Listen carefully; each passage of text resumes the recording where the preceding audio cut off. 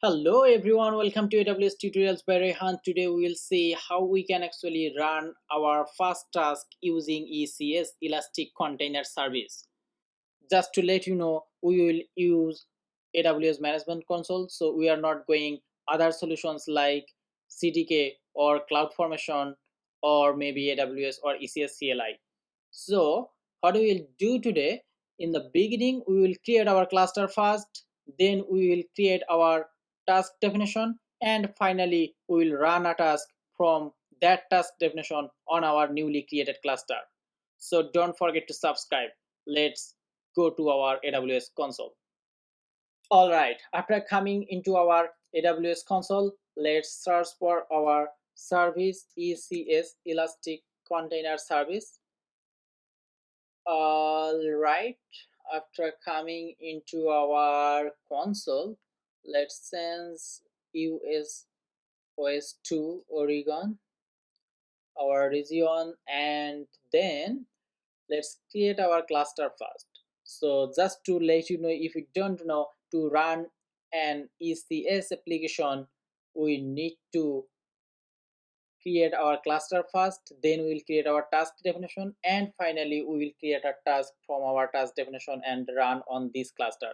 So to create our cluster first, I am clicking the button create cluster, and from here we are selecting the EC2 Linux plus networking one, and we need to give a cluster name. Let's give our like very first cluster, right? So first fast sample fast sample.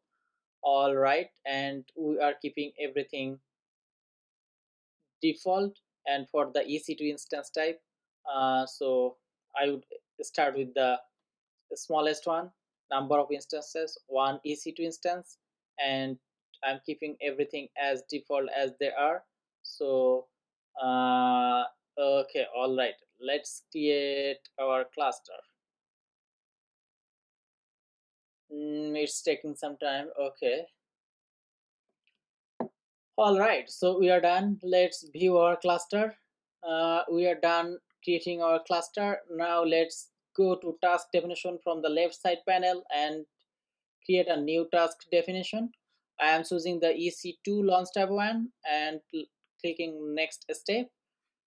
Task definition name. Let's put a task definition name here. So we will give name maybe SMPL is sample nginx, and maybe task role. There is no role. It will maybe create one for us and keep everything default.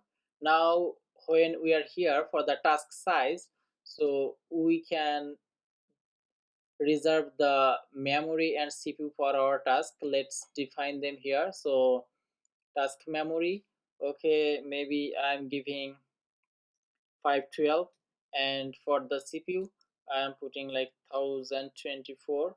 That's fine. And container, so every task definition should have at least one container. So let's add our application container. So for the container name, I am giving like C1 as the name, and for the image, from which image we will create our container. So let's use default one from Docker Hub, maybe nginx, latest one. So do we want to set the memory limit, hard limit, or soft limit? No, I am fine. So our container can utilize all the memory and CPU defined in our task level. We are not setting anything here. So port mappings, I am not doing anything here, and I think everything is fine. We just need to enable the logs here, auto configure CloudWatch logs. I am enabling the CloudWatch logs here, and let's try to add the container. Okay, the container add is done, and maybe let's create the task definition. All right, so we created our cluster first, and now we created our task definition, and we will create task from this task definition. How can we do that? Like, after going to task definition, we can just simply click the task definition. Then from the revision of our task definition, we can select the action here, and we can say run task. Okay, if we want, we can also create a service from here. But for this tutorial I am just showing how we can run a task from a task definition. Okay, run task, and we are selecting the launch type EC2, and for the task definition 1, what I am doing, it's already selected our task definition, and the revision is 1, the cluster.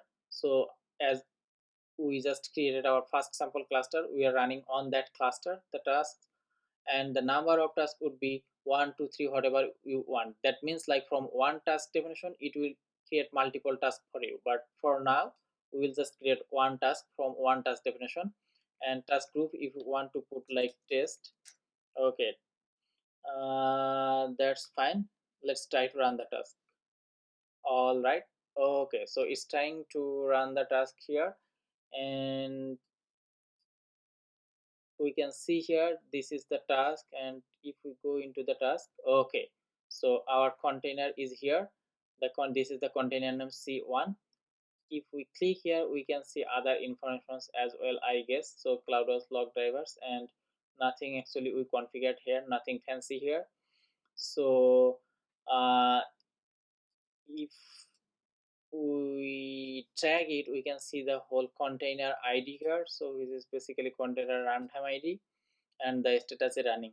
So how do we did today? So we just created our cluster first, then we created our task dimension, and we ran one task from that task dimension, and where the task is running on our newly created cluster, which is first sample cluster. So that's all for today. Stay tuned for the next one.